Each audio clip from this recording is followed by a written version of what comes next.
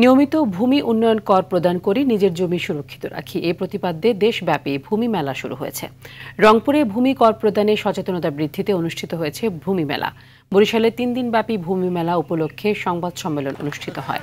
রাজশাহীতে বিভাগীয় প্রশাসনের উদ্যোগে র্যালি বের করা হয়। কুমিল্লায় ভূমি মেলার উদ্বোধন শেষে র্যালি ও আলোচনা সভা হয়েছে।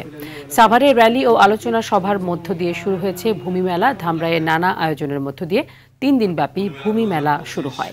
ফরিদপুরে ভূমি মেলার উদ্বোধন করেছেন জেলা প্রশাসক মোহাম্মদ কামরুল হাসান মোল্লা। ঝালকাঠিতে 3 দিনব্যাপী এই মেলার উদ্বোধন করেন জেলা প্রশাসক। এছাড়া শরীয়তপুর, কিশোরগঞ্জ, মানিকগঞ্জ, আখাউড়া, পঞ্চগড়, নড়াইল, নরসিংদী, সুনামগঞ্জ, চুয়াডাঙ্গা, হিলি সহ দেশের বিভিন্ন স্থানে শুরু হয়েছে নানা আয়োজনে ভূমি মেলা।